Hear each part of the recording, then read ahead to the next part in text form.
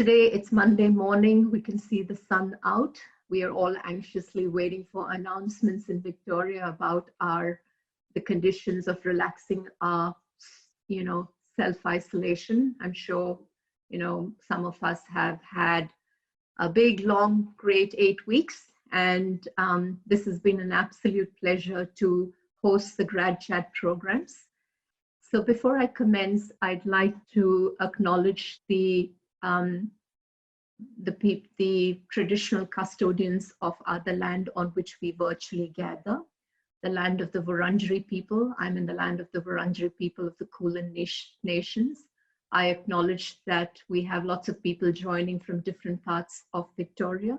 So welcome to all of you. And I also want to pay my respect to the past, present, and emerging leaders and acknowledge the custodians of the land, the Aboriginal people and the Torres Strait Islanders. So some of you must have had a bit of celebration, even though it's virtual or through self-isolating. So happy Mother's Day to all the graduates and the mothers of the graduates of GSA. So welcome on board. And it's my absolute pleasure to welcome our panelists today on board. We have presentation from about 6 to 7 group members, and along joining me today is Tavita Lasuma, our General Manager for the Graduate Student Engagement and Strategic Partnership. I also have Suba, who is our Graduate Support Coordinator, and Suba and Claire are our 2 staff members who support around 148 graduate groups at GSA.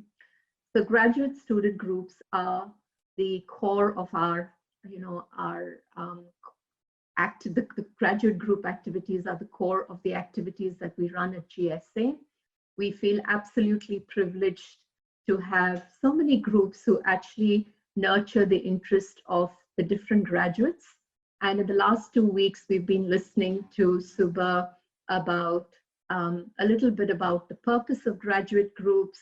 We talked a little bit about how to form affiliate groups, how to join affiliate groups. The previous week, we had a good conversation about the exciting grants that were actually initiated by GSA.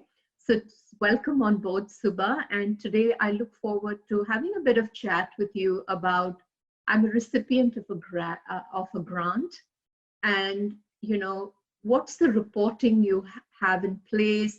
Why is it important? And what's the best way I can be supported to do my grants for the clubs or the associations of which I may be a leader? So welcome on board, Suba.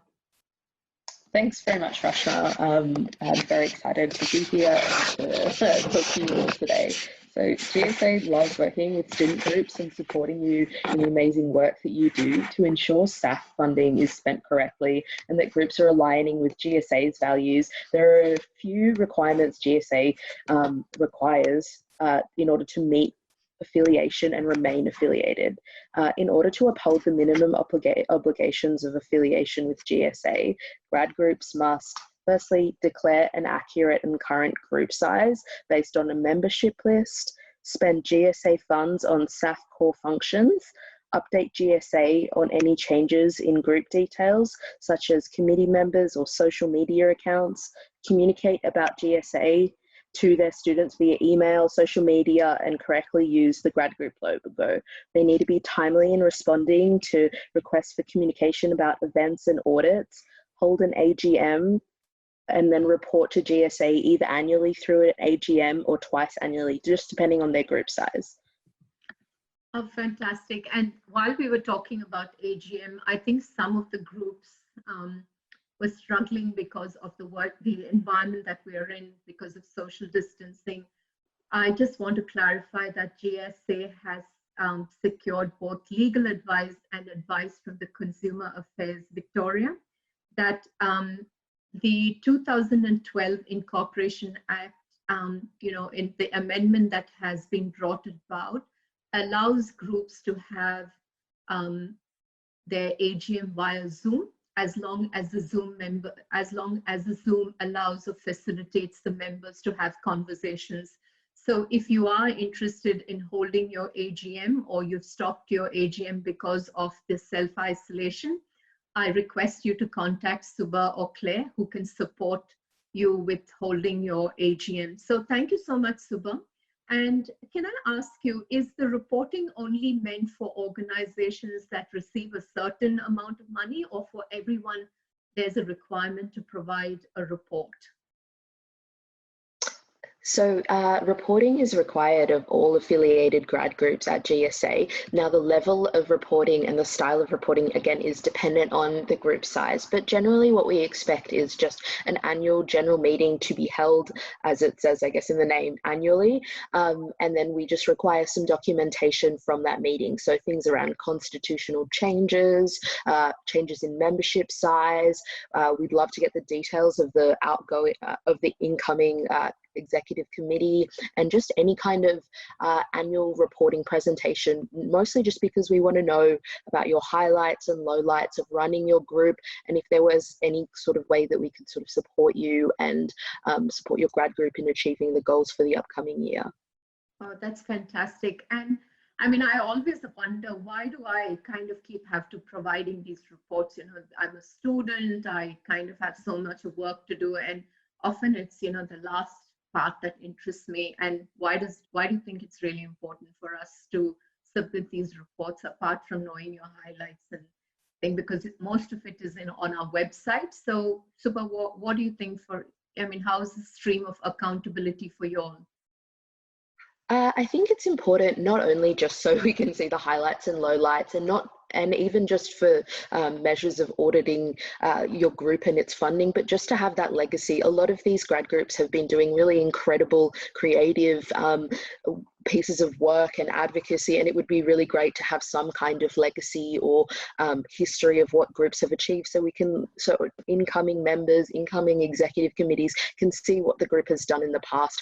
A lot of the groups at GSA have been around for over 20 years, so it would be fantastic to have some record of it, and also again for the sort of auditing and responsibility measures on our part. Fantastic. Thank you so much, Suba. And I just also wondered, we have a lot of our new members who have agreed to come on the show today and to talk a little bit about their group.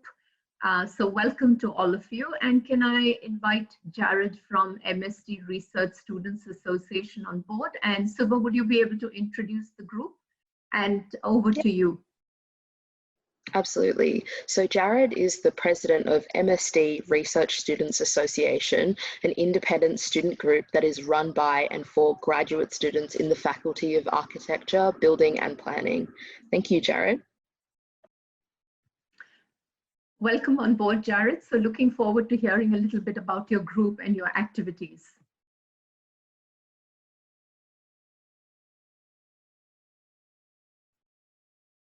In the Melbourne School of Design is a pretty active group.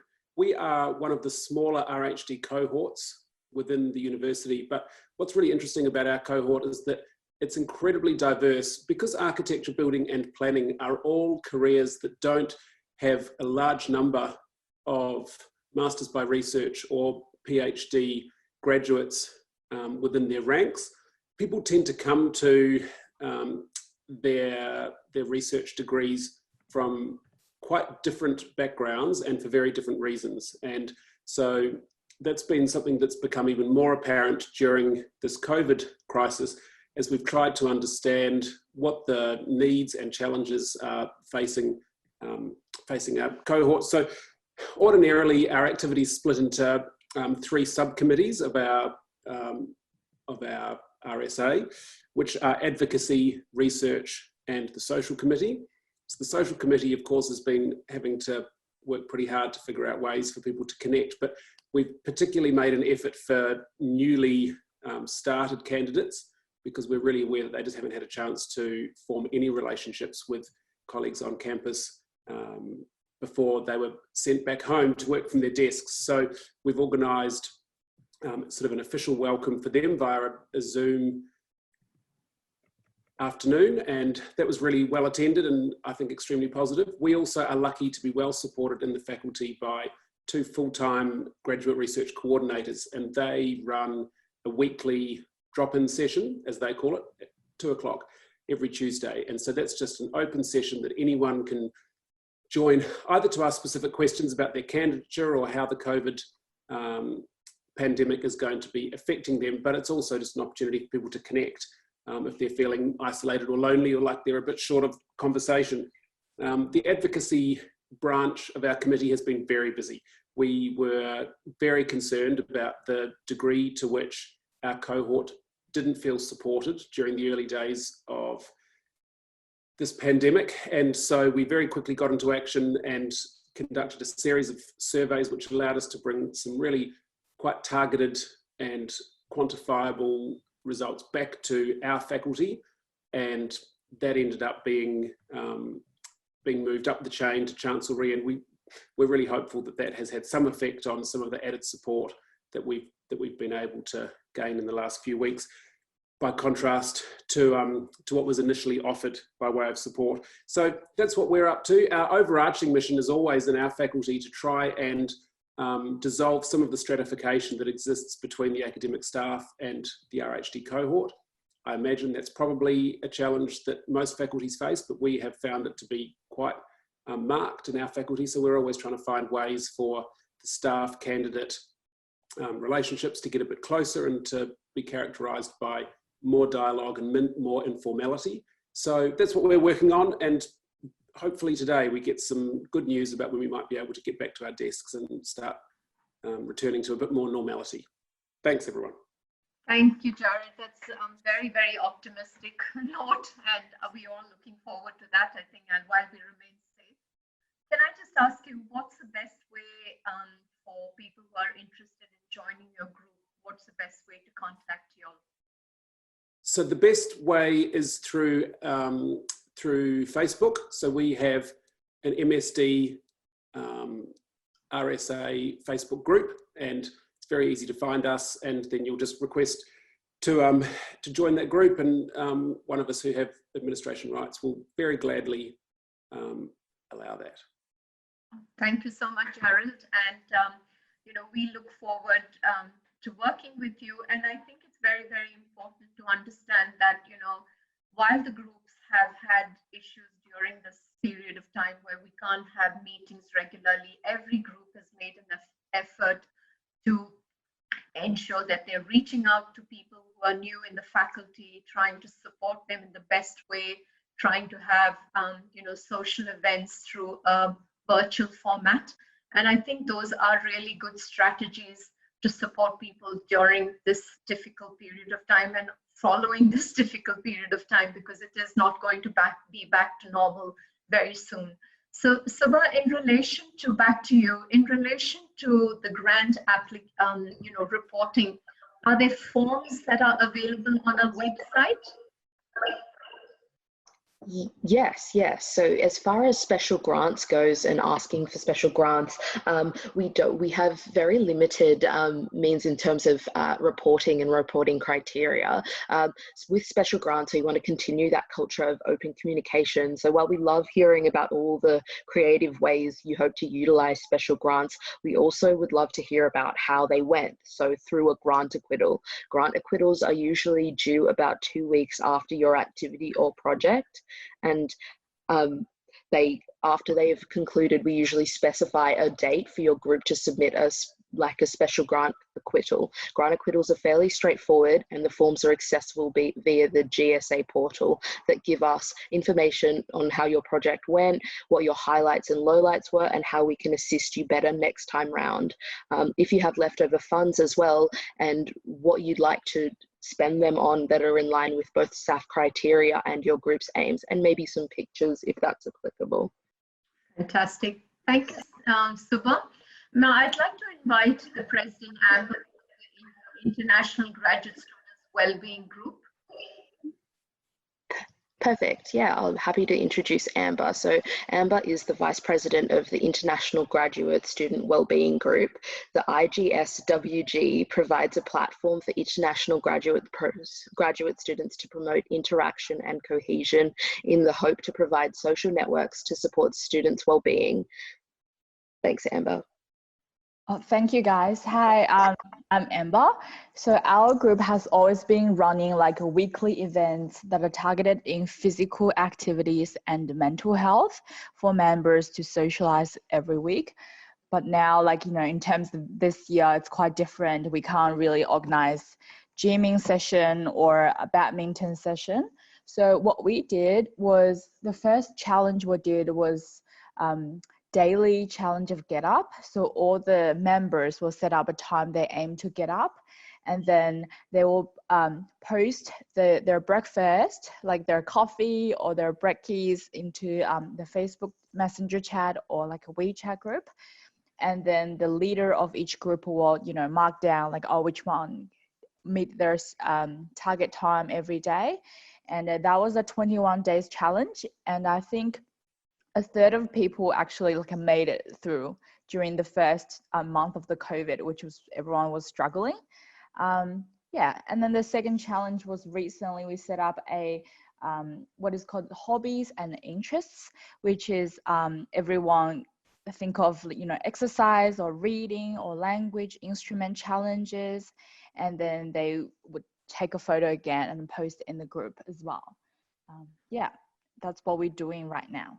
That's fantastic, Amber. I hope those people who met the targets were suitably rewarded with a good smile emoji or whatever you thought was suitable. Yeah, we actually gave them choice. So one of them is like a Netflix membership, was like, yeah.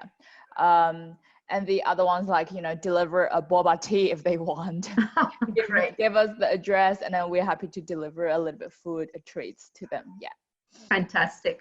I think, Amber, I just want to also talk a little bit about the importance of well-being for international students. I think there's an acknowledgement all around, and particularly from GSA and the student community, about some unwelcome racism that has been experienced by particular cohorts in international community, the students community. And GSA as an organization and a community condemn these kind of behavior. And I guess that, you know, what is the best way when people feel unsafe? Can they reach out to you and ask for some support, or, you know, do you offer them any referrals or guide them through the system? That's a very important point. I mean, like, we haven't thought about it as, because, yeah, we are all international students. When we experience racism, I think it hurts deep inside. But as a medical students, like, I know how our executive members know how to contact. So I think it's a good idea. We should set up a little bit chat for them as well. And I'll keep you updated. Thank you so much, Amber. So please reach out to us. And, you know, I think it's such an important group in the work that you do. And we just want to let the community know how, you know, how we have been deeply hurt by some of the reportings that have been happening in our community. We condemn that kind of behavior, and we believe we believe in actually having a very inclusive community that can help us go through this period, and that this kind of behavior is absolutely unacceptable. So thank you so much, Amber. And Subha, I may just get you to introduce the Graduate Agriculture and Food Society. Yeah, absolutely. The Graduate Agriculture and Food Society is a graduate group focused on improving the student experience for graduate students within the Department of Agriculture and Food Sciences. Their programs are thus aimed to enhance social and academic interaction between students in the AFS, to assist in providing academic and industry support for students and represent students' interests to the AFS administration. We've got the President, Melody, here. So thank you, Melody. Good morning, everyone. My name is Melody. I'm the president of Graduate Agriculture and Food Society, and we are a group that has started in 2015 for Masters by coursework students in the Faculty of Vet and Agriculture. And our students study food science, food packaging innovation, and agricultural sciences. And like Suba said before, we are about bridging the gap between industry and academic learning and with our students, and also about connecting grad students in the faculty together. And this stems from the need we see in food and agriculture industries, where a wide range of career paths exist, but that might not be made known to students during their time studying. And this is also to foster better awareness of the opportunities and challenges in the industries for our students, so that students are better prepared for work in the future. And we normally run events in semester, such as career updates, where we invite industry professionals on our campus to do talks and share with our students their career journey and tips for entering the workforce.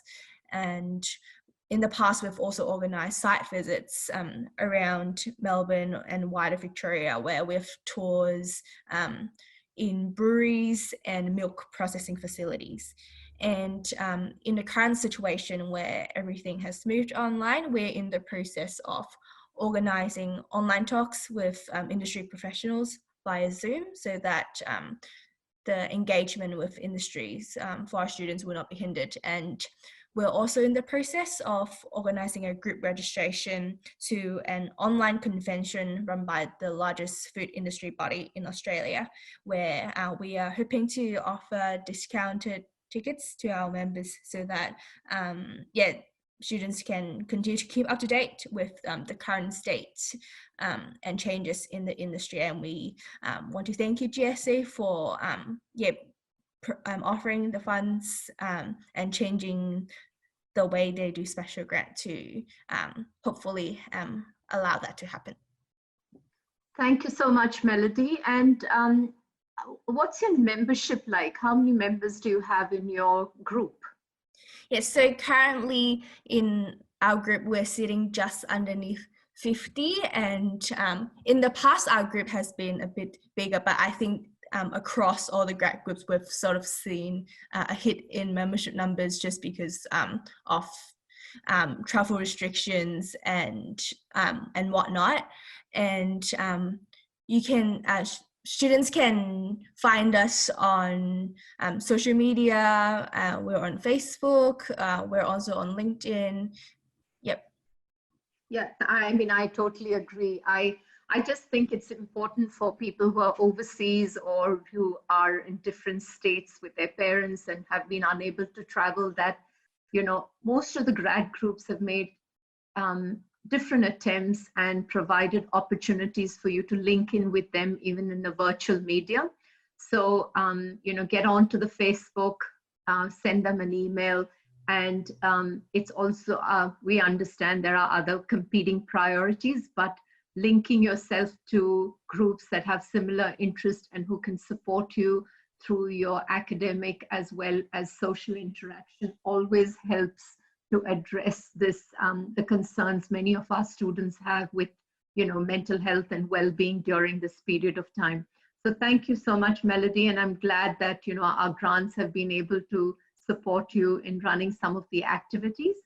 And back to you, Suba, I wondered, like, is it required for these statements to be audited by an external accountant or something like that? Or how do I go about filling the numbers in this form?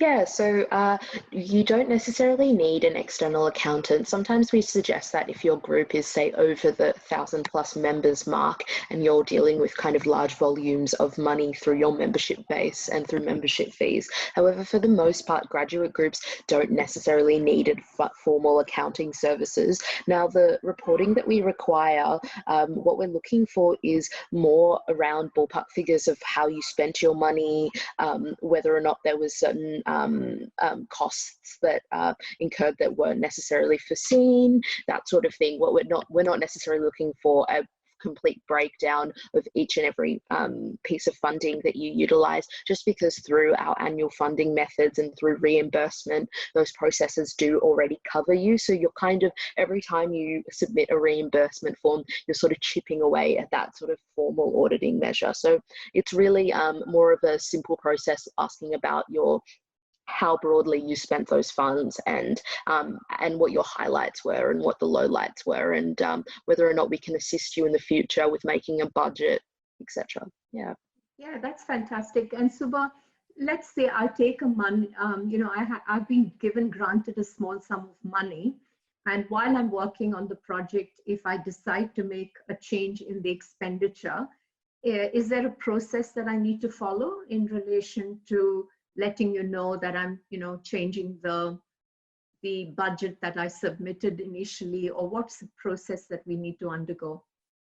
Yeah, we totally appreciate that while the budgets we ask for are going to be rough by virtue of the fact that these events projects haven't taken place yet. So what we ask for is just any kind of email through to the Grad Groups at GSA email address, just letting us know what's occurred and what the changes will be, just so when we get to the point of your grant acquittal, we know that how those funds have been spent and there aren't discrepancies there. But yeah, just an email through to us, and then we'll just send through an approval to say that these amendments have been approved by GSA, and then you're free to do as you please.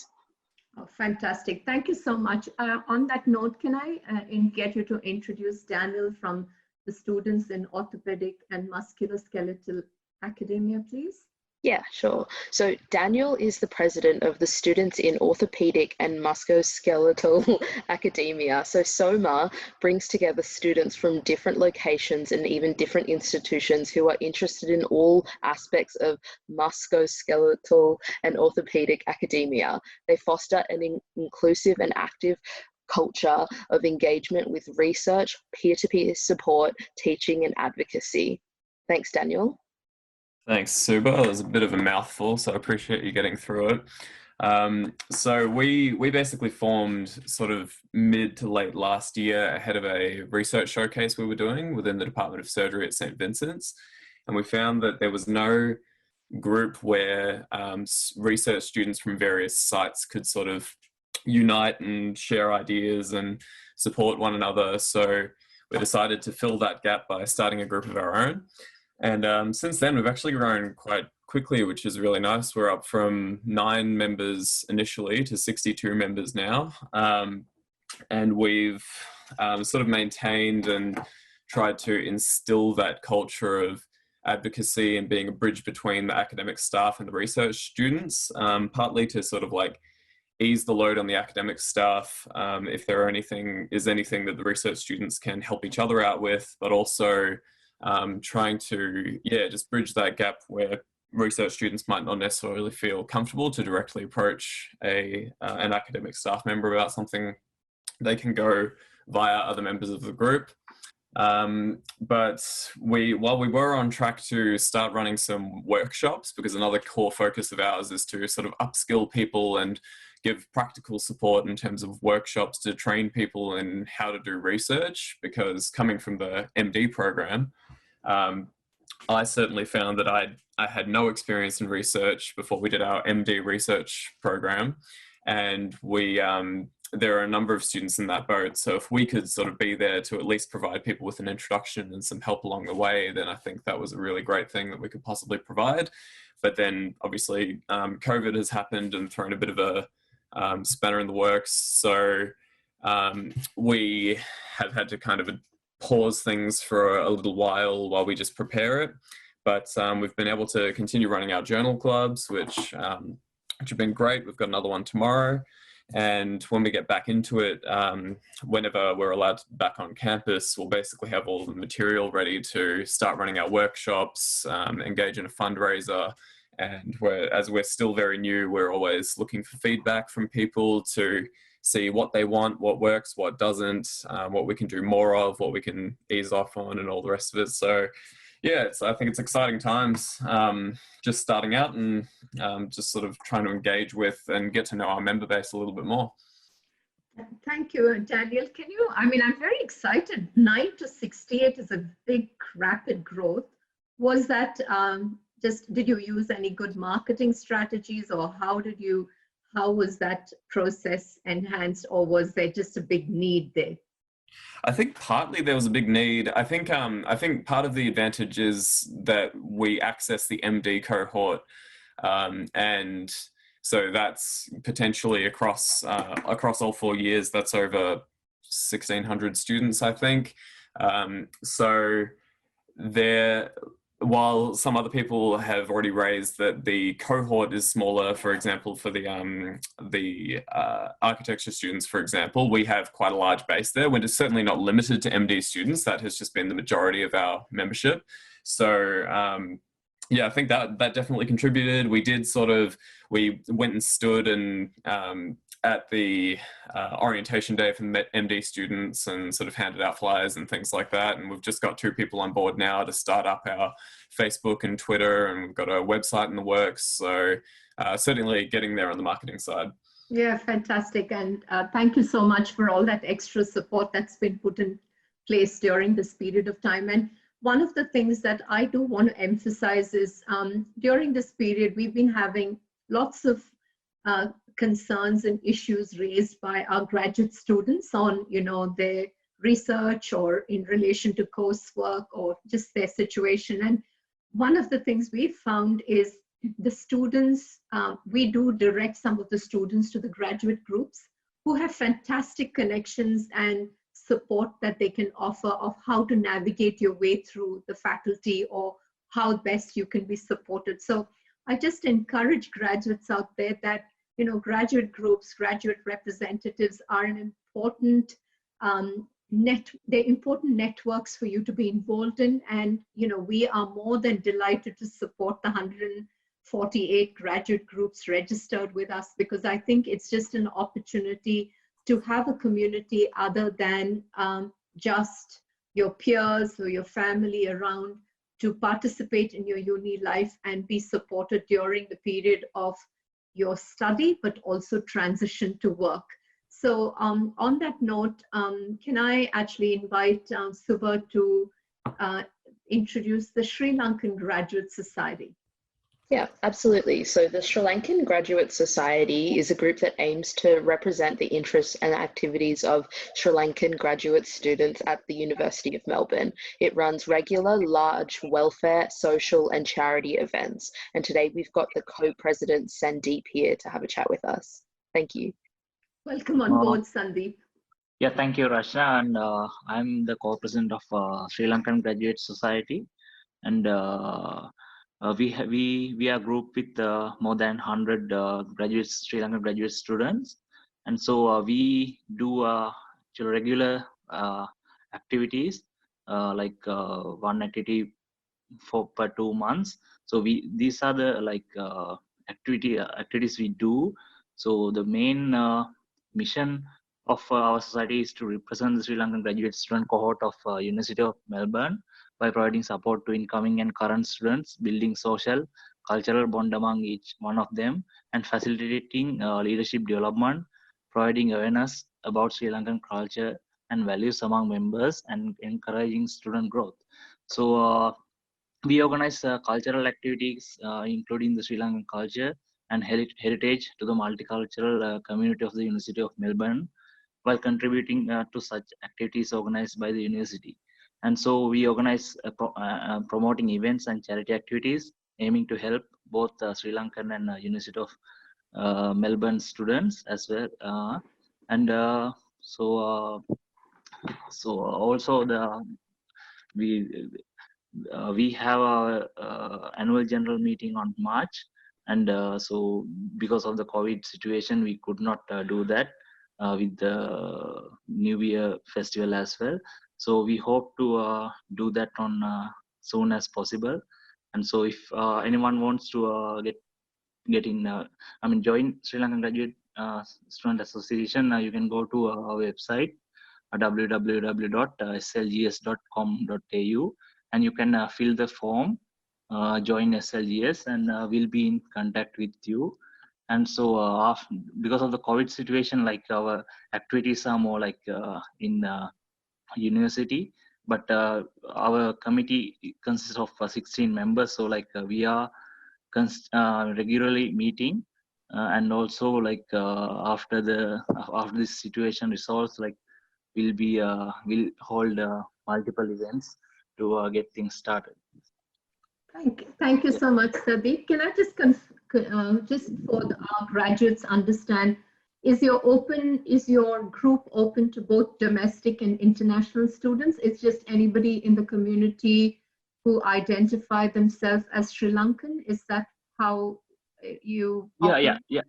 Any graduate student can join our society, like and all our events are open to any of the students and any of the general public. So we hold like a lot of events with a lot of fun events. So like everyone can join, so there's no restriction. Yeah, that's so wonderful to hear, Sadeep. It's so I think it's really important to understand the group is there to for anyone to join, for people to understand, to develop knowledge and appreciation for different cultures, for to actually develop an inclusive community. So I do request people who have interest to also join cultural groups where it's not just limited to that group of people from that particular culture, but to understand that these groups are facilitated to develop the mutual respect and understanding of the difference and to build on our strength.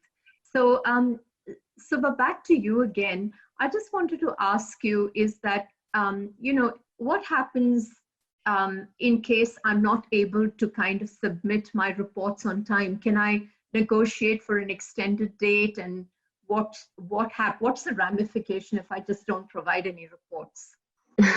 Yeah, absolutely. Firstly, we try to have the annual reporting dates to be relatively broad, so a period of say 2 weeks. We understand that graduate students especially have a lot of commitments outside of just their graduate group, including quite a lot of coursework or research work or whatever it is. So what we do is we provide them with a 2-week period of submitting their annual reporting, and we also provide them with support in order to gain that documentation and to gather all those resources.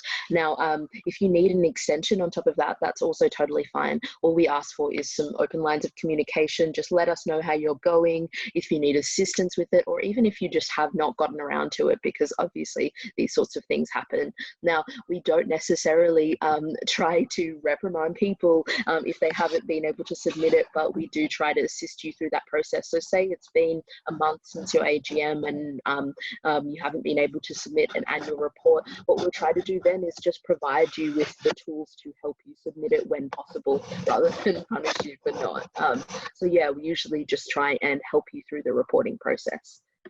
Oh, that's fantastic. So I think the approach that you take is not an adversarial approach. It's not about actually ensuring that, that people are, it's a way of not allowing people to access our funds. We want people to access the funds. As I said, GSA spends over $250,000 per annum out of a budget of about 2.7 million to ensure that there is, an opportunity for different graduates in our community to form clubs, societies, and, develop an appreciation for their interest, provide support to one another, and also try and build up our communities in our university to offer one another emotional, mental health support and academic support, or pursue other interests. So I'd like to invite, I'm not very sure we have Angela here from Melbourne Emergency Students Society, but would you be able to introduce the group, Subha, or tell us a little more about the group? Yeah, unfortunately, Angela, the president of the Melbourne Emergency Students Society, is unavailable today. She's just having some issues with her internet connection. But MESS aims to facilitate, enrich, and expand the emergency medicine interests of its members by promoting the access to practical skills and workshops. Through these, they aim to provide more information about the specialty and equip medical students with the knowledge and resources to become active in the field of emergency medicine. Unfortunately, yeah, Angela cannot be here today, but their group takes on a lot of fantastic initiatives. In previous years, they provided some first aid assistance to mostly all of their members and provides things like mental health first aid, for social work, that sort of thing. But yeah. Thank you so much. And is there any way that you'd be able to provide some information of how people can get onto their group, or do we have any information of their website that we can promote? Yes, absolutely. So MESS is available through Facebook and also through Instagram through mes.unimelb at both of those platforms. So thank you so much, Suba. I mean, and thank you to the panelists. I have a few questions to you, because always when we have an opportunity to ask our graduates a little bit about how GSA can improve or what kind of support you found valuable, I never miss that opportunity, because it's often very hard as the head of an organization to get around to 36,000 students. And being quite new, relatively new in my job, I just found these platforms absolutely interesting to get some information from you about what you found useful and how best you can help us. So Jarrod, I may start off with you. You know, is there any way that GSA can support you better, or what have you found useful interacting with GSA, and any message to the graduates out there? We had a really good conversation with a number of your team actually about 3 weeks into the COVID shutdown.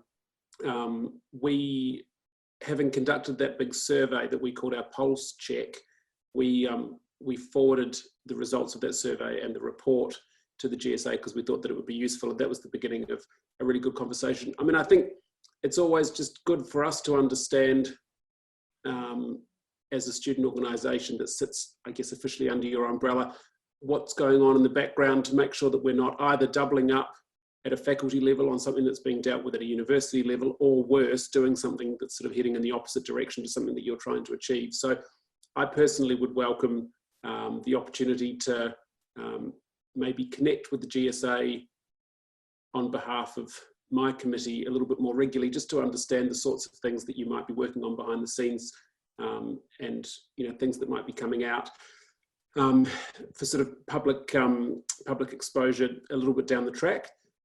Other than that, we've found you guys to be incredibly supportive, and are very grateful for all the advocacy that you've been doing over this last period. I can imagine it's been a very busy time for you. Thank you, Jarrod. I appreciate what you've been saying. I think that's something that when I joined GSA, that I thought that, there are 148 groups that's there. And what we are hoping to do is, one of the things that we want to do is continue these conversations on a regular basis, use our Zoom webinars to connect with you, to have conversations with our graduate council and the graduate groups about the directions that we're taking. I think for us as an organization, the 4 or 5 key initiatives that we want to really focus on is that we strengthen the representation and advocacy work at GSA. It's been an incredibly challenging time for graduates, and we've made every attempt to open up the conversation to the university and to ensure that your voices are heard.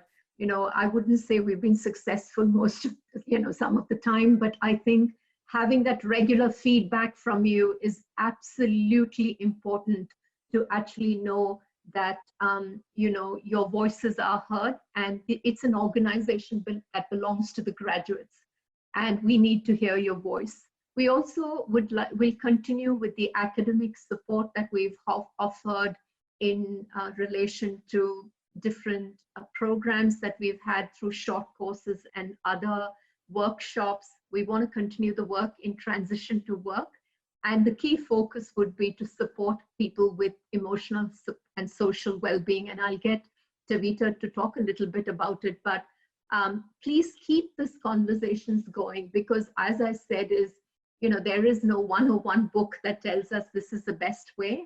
148 groups are very diverse, and it's absolutely fine for you to give us some constructive feedback or negative feedback, because it only helps us to improve. So I really look forward to those conversations, Jarrod, and thank you for making the time to join.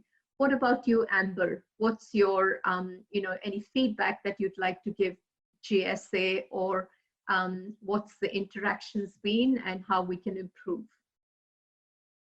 In terms of this special moment of COVID, I think we're doing fine.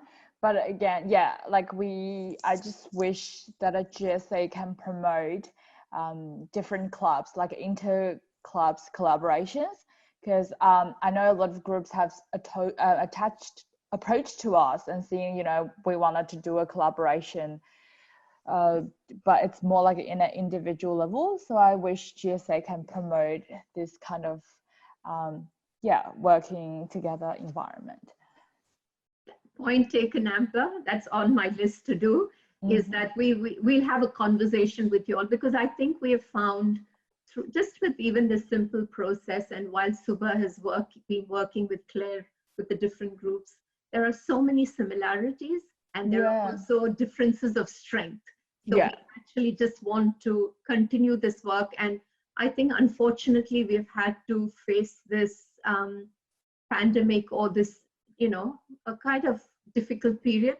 But I think we need to look at an opportunity of strength that we can learn from this period. So definitely from the international graduate community, there's so much of collaboration that's possible, and particularly for your group to extend your knowledge and your mission about promoting wellness and improving the mental health of people is something that we at GSA itself would warmly welcome. So definitely take that on board. And can I request Melody to give us some feedback, please, from the Graduate Agriculture and Food Society? Sure. So we started getting in touch with GSA early stage of when the new community began, and GSA has been really helpful. Before the semester start, I remember meeting Suba, and she was so helpful in helping us getting started on our organization, and briefing us on the annual funding system and the reporting side of things. So thank you so much for supporting us so early on. And one thing that I found has been really helpful for our group was this the COVID special grant arrangement, where you guys have pushed the dates earlier for reviewing our grants, which really helped us in organizing the projects that we want to attempt.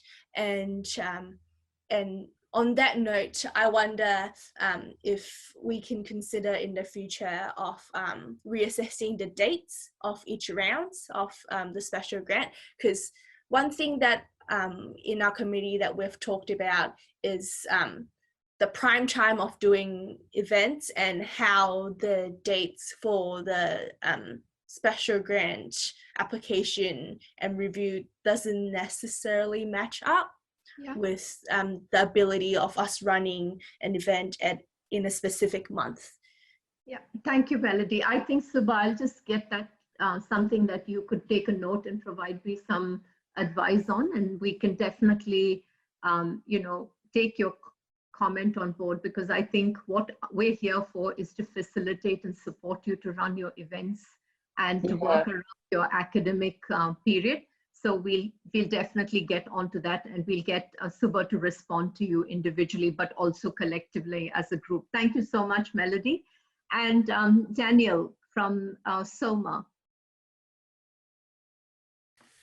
Yeah, well, we're quite new, so I pretty much have to say that since the start, well, even before the start, where we were reaching out and figuring out the process of affiliating officially and what we needed to do, it's all been very transparent and you've been very helpful. I think, was it Jarrod's point from earlier that perhaps a bit more regular contact, just sort of a meeting, catch up every now and then. It certainly doesn't have to be very frequent to the point where it's onerous, but I think that's a great idea, just to check in and see how we're going and see whether just to update from the GSA side what's going on as well, not just that we're feeding back to you, but you're feeding back to us, just so that, yeah, we have a better idea of what's going on with you to keep things in perspective, I think. But yeah, at the moment, things are pretty good for us. We're just kind of figuring it out as we go along. Thank you, Daniel, and absolutely take that on board. I think, you know, linking with the graduate group has been something I think that requires the focus, and I think this opportunity has just allowed us to think that we are planning to ensure that there are regular feedback given to you, but also an opportunity for our council members who are currently will be, you know, there'll be a new group elected on board, that they have opportunities to join sessions like this to hear from you, and also for them to, for you to hear about the focus of the work. Because I think around 16 to 20,000 students form the graduate groups, which is more than half the 50% of our graduates. So at the University of Melbourne. So I am committed to it, and I will take this on board and definitely get back to you very soon about it. What about you, Sandeep, from the Sri Lankan Graduate Society? Any feedback or suggestions? Yeah, thank you. I think GSA has been very helpful for our society. Like we are conducting a lot of events, and like every time we come to GSA for advice and for multimedia or the projector or chairs, tables, everything. So they will go to their maximum. You will go to your maximum to provide those facilities to us. And I think it is very good because one concern I have is like for society, like we have a lot of stuff when we conclude our events, and those things we are constantly reusing. So I think as a society affiliated with GSA, we don't have any like space, for example, like to store them. Like for example, in our Vesak event, so we have lot of lanterns, and so sometimes we have to throw them out because we don't have any space in the university to store those things. So if you can like provide a storeroom for like all the society with one cupboard door like that, so then Sure. I think, yeah, we can. I'm not sure whether you are providing that at the moment as well, but like if that is if that can be done, like there will be more engagement with the societies and like GSA. So like all the time, people will go there, like, and Yeah. if they want to have, yeah. I may leave that with Tavita, because I know Tavita is on our group too. So Tavita, over to you, and I'll find a comment back to Sandeep, and then a little bit about what you're planning for this week. Yeah, great. So thanks, Sandeep, for the comment. So yeah, we're actually trying to negotiate more space for GSA to facilitate 4 grad groups. I think Russia mentioned before, up to 20,000 postgrad students make up graduate groups. And so for us, it's important to stay engaged and provide a space for you guys to be able to keep things on campus. As you know, their space is always a premium, but yeah, we're definitely campaigning for that space. So we'll keep you informed as grad groups as a whole, just to see where we're at for that. But I think that goes hand in hand with the support that we provide with grad groups and their events. Pre-COVID-19, we were very much into supporting the grad groups about how they run their events safely. And also within the realms of the university, making sure that all happens, but also provide support with equipment hire, or even support with suppliers and so forth. So we still want to keep doing that, and I think that's translating into this environment where we're actually working with a few grad groups to help support them with a webinar. So we have a webinar account, and we are supporting grad groups by providing the technical and hosting platform, whereas the grad group would run the event, but we would stick in the background and just make sure everything runs smoothly with the platform. So last week, I think we had Meditate. So a meditation session run by the group, Meditate, and that was quite successful. We're actually putting the trivia night for Craigat, the Chilean Students Association there, that we're helping them facilitate a trivia night through this platform. So there's little bits and pieces where we can support grad groups with their events and activities in this environment as best we can, but also feedback. Yeah, that sort of helps us create better ways to provide that support. So yeah, we want to keep that channel open, and always best to go through Suba and Claire, and or directly to us at events@gsa.uniml.edu. But yeah, essentially, yeah, we are a big advocate for supporting you guys do your thing, but also happy to listen to comments. So following that is, I just want to, yeah, as Rasha said, just a quick plug for this week. So every day, Monday to Thursday at 10 a.m., we're always running a webinar, and the themes don't change a lot. So Mondays at the moment have been a dedication to our graduate group leaders, and thank you for being on this call. This afternoon, we're actually got a Monday motivation playlist coming out, and look out for that on our social media platforms. So Facebook primarily is where we're putting everything. Tomorrow, Rush and I are running a session on time management. So part of the career development pathway is talking about time management, and then I'll be talking about a practical way where we use time management at GSA and running something like orientation to talk about how that works. And so that's 10 a.m. again. Wednesday morning, we're supporting our grad students that are carers or parents.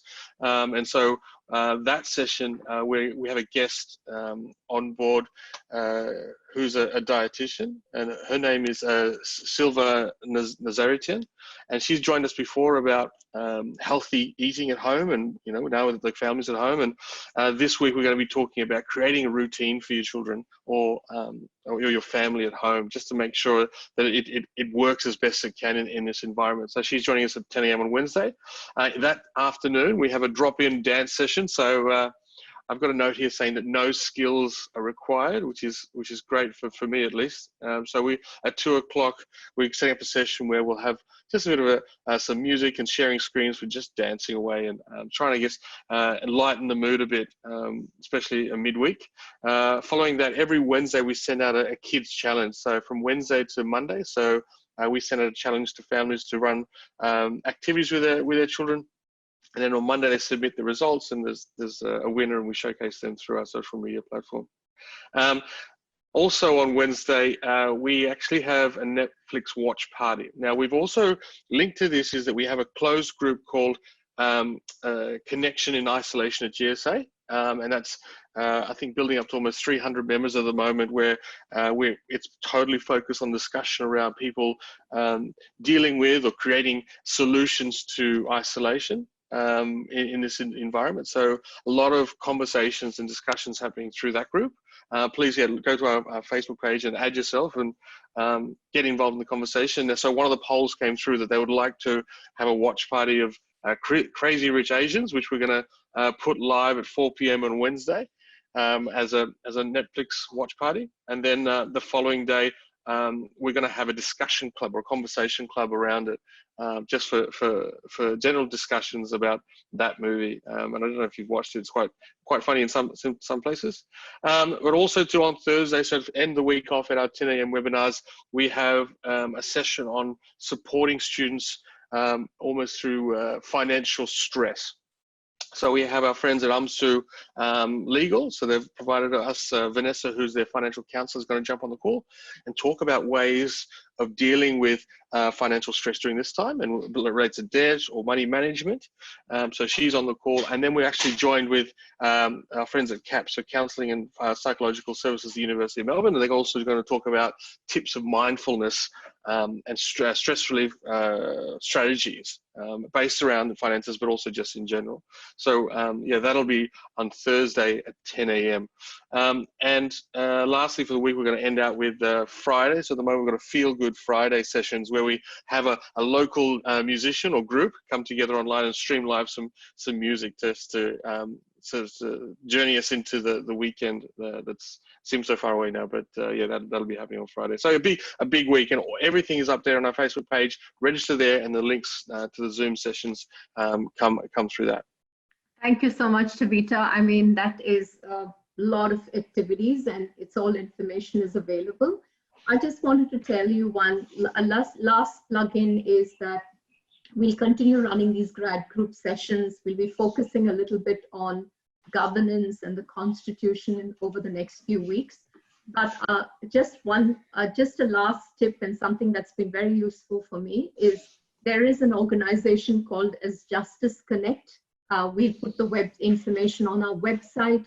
They have a section on non-profit law, which is an organization that provides free legal advice to clubs, associations, and incorporated community organizations. And if you need any information about your AGM or any other issues, please contact them.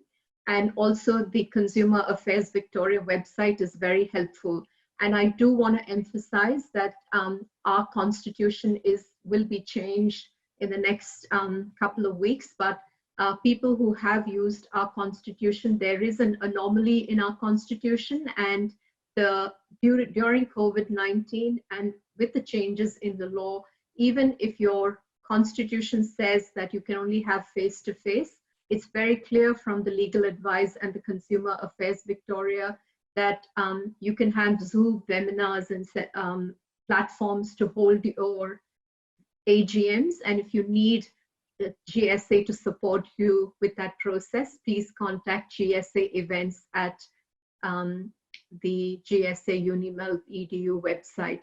So thank you so much. It's been wonderful to meet you all virtually, and I agree, Jarrod and Daniel will make an absolute attempt to communicate more often and be linked with you and ensure that the communication is two-way. Thank you very much.